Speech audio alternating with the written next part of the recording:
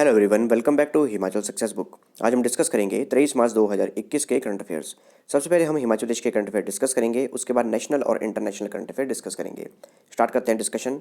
सबसे पहले practice question. The question is, Himachal देश के किस व्यक्ति को पद्मश्री से सम्मानित किया गया है? ये 4 ऑप्शन हैं और जो भी करेक्ट आंसर है कमेंट बॉक्स में लिख के दीजिएगा। वीडियो के एंड में हम इसको डिस्कस करेंगे। So the first question is, who has been appointed as the new chairman of the Himachal Pradesh public service commission? Himachal Pradesh लोक सेवा आयोग के नए अध्यक्ष के रूप में किसे नियुक्त किया गया है? ये 4 ऑप्शंस हैं और इसका करेक्ट आंसर है ऑप्शन ए, अजय कुमार।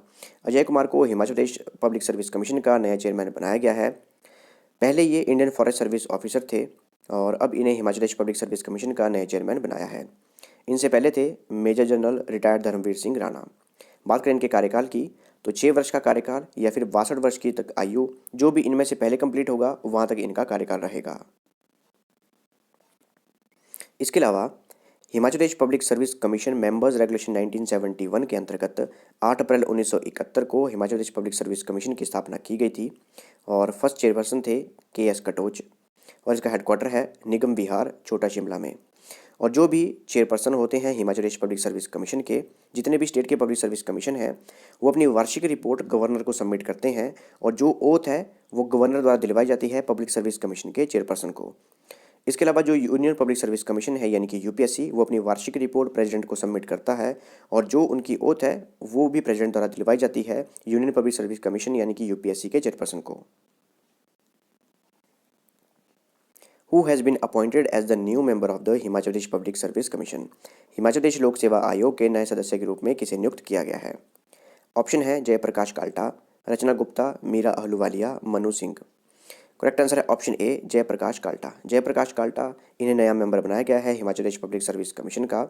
इससे पहले ये Himachal Pradesh state electricity board के मैनेजिंग डायरेक्टर भी रह चुके हैं और इनका कार्यकाल भी 6 वर्ष तक का कार्यकाल या फिर 62 वर्ष तक की आयु, जो भी पहले कंप्लीट होगा वहां तक इनका कार्यकाल रहेगा। The state level World Water Day function was organized at which place in Himachal Pradesh? Himachal Pradesh के किस स्थान पर राज्य स्तरीय विश्व जल दिवस समारोह आयोजित किया गया था? ऑप्शन है जंजैहली, सुंदरनगर, भुंतर, धर्मशाला। करेक्ट आंसर है ऑप्शन ए, जंजैहली। जंजैहली जो है मंडी डिस्ट्रिक्ट में है और वहाँ पर वर्ल्ड वाटर डे पर स्टेट लेवल फंक्शन ऑर्गेनाइज किया गया था। सबसे पहले बात करें अगर वर्ल्ड वाटर डे की, 22 मार्च को मनाया जाता है और इस बार की थीम थी वैल्यूइंग वाटर। तो 22 मार्च को वर्ल्ड वाटर डे का स्टेट लेवल फंक्शन जो है मंडी डिस्ट्रिक्ट के सिराज विधानसभा क्षेत्र में जंजैहली के नज़दीक ही एक कुताह ग्राउंड है, वहाँ पर इसे सेलिब्रेट किया गया। मुख्यमंत्री जयराम ठाकुर वहाँ पे खुद मौजूद थे। इसके अलावा कुछ अनाउंसमेंट भी की गई, जैसे कि इस बार जो है हम गोल्डन जुबली सेलिब्रेट कर रहे हैं अपने स्टेटहुड की, हिमाचल प्रदेश की। तो हिमाचल प्रदेश में रेन वाटर हार्वेस्टिंग और वाटर कंजर्वेशन के लिए हर जल शक्ति सब डिवीज़न में वाटर हार्वेस्टिंग स्ट्रक्चर इस्टेब्लिश किए जाएंगे। इसके अलावा जो हमारे वाटर रिसोर्सेज हैं उनको क्लीन करने के लिए एक स्वच्छता अभियान भी चलाया जाएगा और ये चलाया जाएगा 2 अक्टूबर से लेकर 31 अक्टूबर को। और इसका मेन जो ऑब्जेक्टिव रहेगा कि जो हिमाचल प्रदेश में वाटर रिसोर्सेज की वाटर क्वालिटी है और कंजर्वेशन है उसके ऊपर मेन फोकस किया जाए। इसके अलावा कुछ और अनाउंसमेंट्स भी की गई, जैसे कि हिमाचल प्रदेश की 3615 पंचायत में स्पेशल ग्राम सभा बनाई जाएंगी, जिनमें कि विलेज एक्शन प्लान बनाया जाएगा वाटर कंजर्वेशन के लिए। इसके अलावा village water and sanitation committees भी बनाई जाएंगी। और हिमाचल प्रदेश सरकार ने अब डिसाइड किया है कि शिमला टाउन में वाटर सप्लाई स्कीम को अब और मजबूत बनाने के लिए 80 करोड़ रुपए व्यय किए जाएंगे और ये विद इन 1 ईयर यानी कि 1 वर्ष के अंदर अंदर किए जाएंगे और शिमला टाउन में जो पानी की समस्या है उसे दूर किया जाएगा। इसके अलावा हिमाचल प्रदेश सरकार द्वारा ओल्ड एज पेंशन के अंतर्गत जो वृद्ध महिलाएं हैं यानी कि 65 से 69 वर्ष तक की आयु तक की, उन्हें 1000 रुपये ओल्ड एज पेंशन भी दी जाएगी।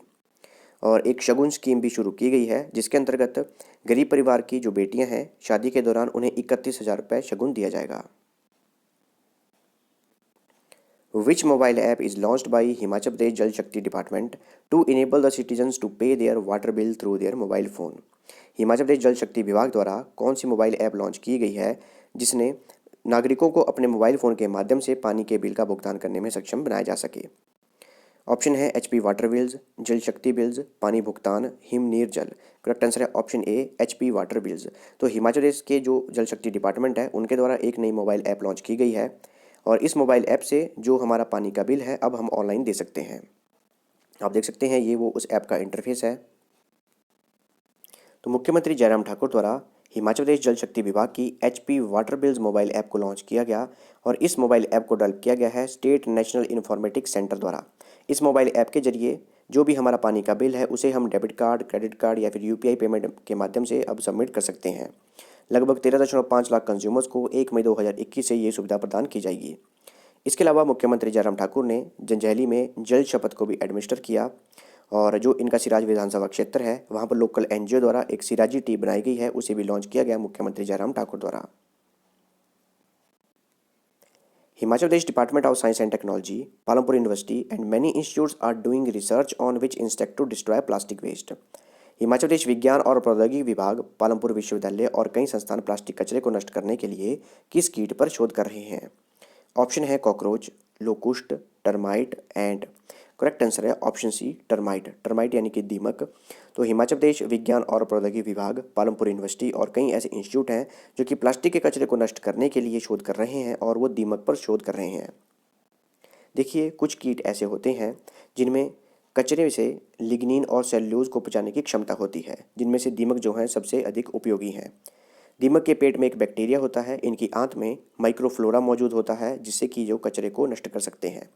और इसके लिए जो अब हिमाचल प्रदेश का विज्ञान और प्रौद्योगिकी विभाग, पालमपुर विश्वविद्यालय और कई संस्थान जो हैं रिसर्च कर रहे हैं, शोध कर रहे हैं और दीमक की कई प्रजातियों को भी चिन्हित किया गया है। अभी जो है ये इनिशियल फेज़ में है और जब ये कंप्लीट हो जाएगा तो इसे हिमाचल प्रदेश के अलग अलग जगह में लागू किया जाएगा, इम्प्लीमेंट किया जाएगा और इसके लिए एक ऑनलाइन अंतर्राष्ट्रीय जर्नल भी छापा गया है। Budhi Singh, who is soldier in CRF, has been awarded 2 police medals for bravery belongs to which district of Himachal Pradesh?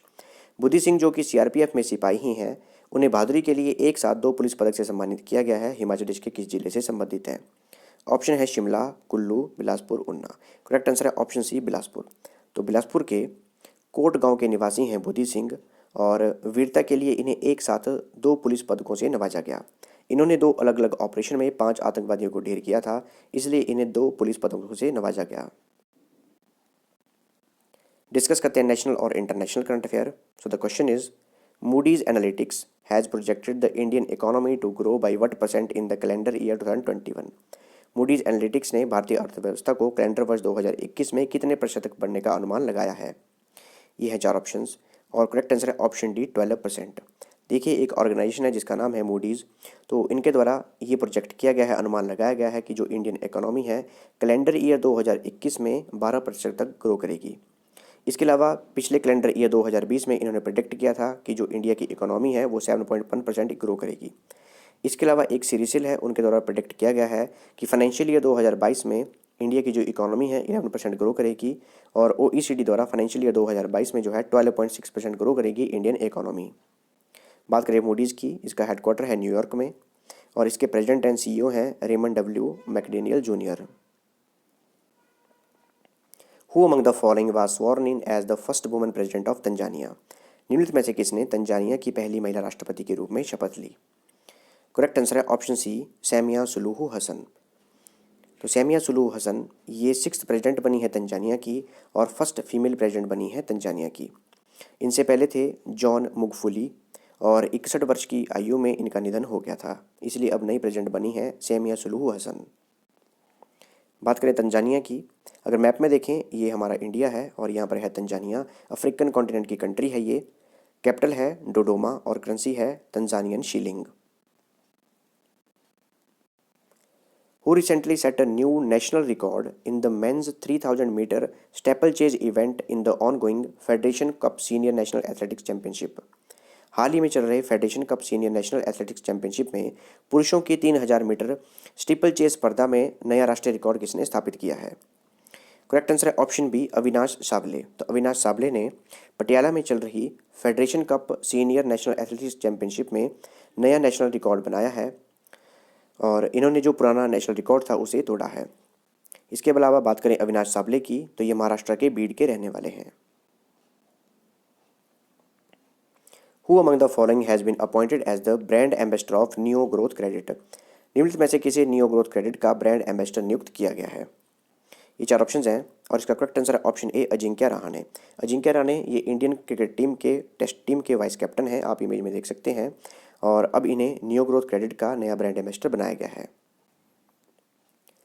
When is the UN French language day is observed globally? संयुक्त राष्ट्र French भाषा दिवस विश्व स्तर पर कब मनाया जाता है? करेक्ट आंसर है ऑप्शन ए 20 मार्च। तो 20 मार्च को यूएन फ्रेंच लैंग्वेज डे मनाया जाता है और पहली बार वर्ष 2010 में मनाया गया था। फ्रेंच जो है फ्रांस की ऑफिशियल लैंग्वेज है और यहाँ के प्राइम मिनिस्टर हैं जीन कास्टेक्स, कैपिटल है पेरिस और प्रेसिडेंट है इमैनुअल मैक्रोन। इसके अलावा 20 मार्च को यूएन फ्रेंच लैंग्वेज डे के अलावा world oral health day, international day और ऑफ हैप्पीनेस और वर्ल्ड स्पैरो डे भी मनाया जाता है। इसमें सबसे ज़्यादा इंपॉर्टेंट है वर्ल्ड स्पैरो डे। अगर एक एक करके की बात करें तो वर्ल्ड ओरल हेल्थ डे जो कि 20 मार्च को मनाया जाता है और इसके लिए 3 वर्षों की थीम जो है डिसाइड कर ली गई है, यानी कि 2021, 22 और 23 की। ये थीम है be proud of your mouth. बात करें इंटरनेशनल हैप्पीनेस डे की, तो इस बार की कैंपेन थीम थी कीप काम और सिंपल अगर थीम की बात करें वो थी happiness for all for ever. और सबसे इम्पॉर्टेंट है वर्ल्ड स्पैरो डे और इस बार की थीम है आई लव स्पैरोज़। और nature forever society of India और इकोसिस्टम एक्शन फाउंडेशन फ्रांस के द्वारा वर्ष 2010 में पहली बार इसे मनाया गया था और अब पूरे वर्ल्ड में इसे 20 मार्च को सेलिब्रेट किया जाता है। काफ़ी इंपॉर्टेंट है world sparrow day. World water day 22 मार्च को मनाया जाता है और वर्ल्ड स्पैरो डे जो है 20 मार्च को मनाया जाता है। ये दोनों ही डेज काफ़ी इंपॉर्टेंट हैं। India recently launched an artificial intelligence research and development initiative with which country? Bharat ने हाल ही में किस देश के साथ एक आर्टिफिशियल इंटेलिजेंस अनुसंधान और विकास पहल शुरू की है? करेक्ट आंसर है ऑप्शन सी यूएसए। तो इंडिया ने यूएसए के साथ मिलकर artificial intelligence research and development initiative को शुरू किया है। डिस्कस करते हैं practice question. So the question is Himachal Pradesh के किस व्यक्ति को पद्मश्री से सम्मानित किया गया है? करेक्ट आंसर है ऑप्शन सी करतार पारस राम सिंह। ये इमेज में देख सकते हैं आप, ये है करतार पारस राम सिंह और ये बांस की कलाकृतियाँ बनाते हैं, काफ़ी फेमस हैं ये और हमीरपुर की नदौन के ग्राम पंचायत नौहंगी के रहने वाले हैं और अब इन्हें पद्मश्री से सम्मानित किया गया है। आप देख सकते हैं इनकी बांस की कलाकृतियाँ। तो ये थी हमारी आज की डिस्कशन और अगर आपको इस सेशन की पीडीएफ चाहिए तो आप मेरे टेलीग्राम चैनल से ले सकते हैं। टेलीग्राम पे सर्च कीजिए हिमाचल सक्सेस बुक और वहाँ से आप इस सेशन की पीडीएफ प्राप्त कर सकते हैं। मिलते हैं नेक्स्ट डिस्कशन में। Thanks for watching video. Do like share and subscribe my channel.